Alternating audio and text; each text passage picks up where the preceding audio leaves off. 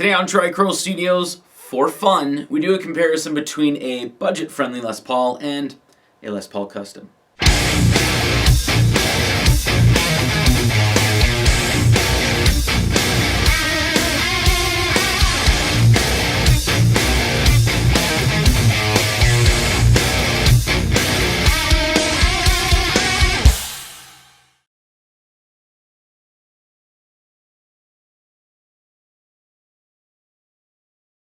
So here we have the Gibson Les Paul Special Tribute with humbuckers, which is the least expensive guitar Les Paul in the Gibson lineup.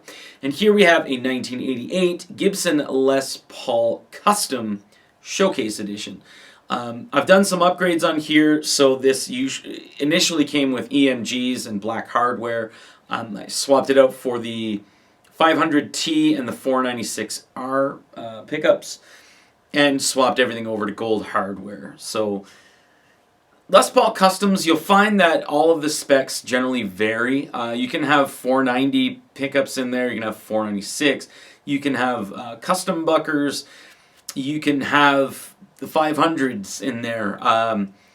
So specs generally do vary on Les Paul Customs, so I think this is all right, at least for this video. For what I'm doing here to show basically a more expensive Les Paul Custom.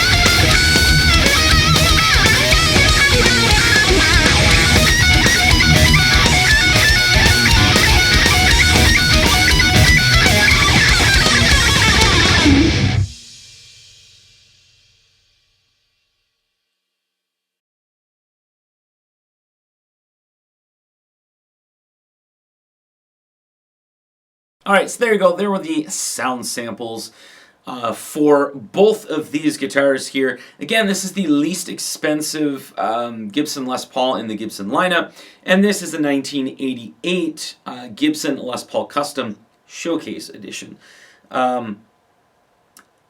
Big differences here would be the pickups. So this is the 490R and 490T, whereas this has the 500T and the 496R pickups. Body-wise, this is the slab of mahogany with a carved maple top on it, whereas this is just the slab of mahogany without a top on it at all. So you can see there's a big difference as far as size goes, and as far as obviously weight goes. This is a non-weight relieved Les Paul. This doesn't have any weight relief in it as well, but it's missing the top, so this is a heck of a lot heavier than this one. This has an ebony fretboard. This has a rosewood fretboard, maple neck, mahogany neck.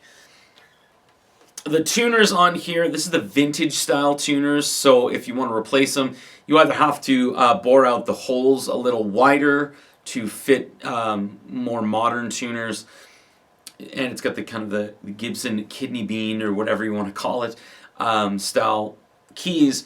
This one here has Grover locking rotomatic tuners. Again, this is an upgrade that I made. It initially just had Grover rotomatic tuners on it.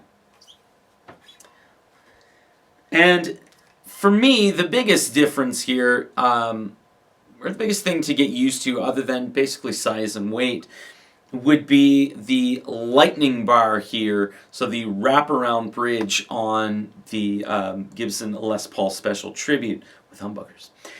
This has the tune-o-matic with a stop bar, which is a little more, gives you a little more control over intonation and such. The lightning bar as well. It has the, like, I don't want to say indentations, but like, it has the little bumps here set to help with intonation. And you can kind of rock the bridge back and forth, or pivot the bridge, sorry, back and forth to get closer to your intonation.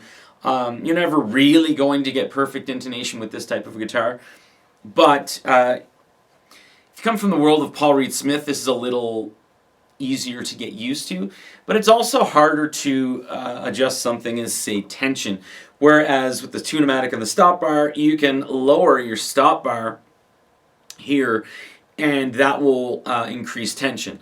In order to do this, you either have to raise the bridge or get thicker gauge strings. As far as playability, that's really up to you. Just as always, this, to me personally, this is a magical guitar. So I do obviously prefer the custom over the Les Paul Special Tribute. However, this one here, just like a lot of people do say, when it comes to something with a wraparound bridge or something that's a little more budget friendly, it's a rocker. So this can definitely occupy my time. Not as much as, say, this, but I can definitely go down the rabbit hole with this guitar. Both of these guitars are excellent choices, whether, well, if you're a beginner, maybe go with this. Just budget-wise, this is going to cost you a pretty penny. But either way, both are great guitars, both are great players, and really can't go wrong with either choice. Thanks for watching.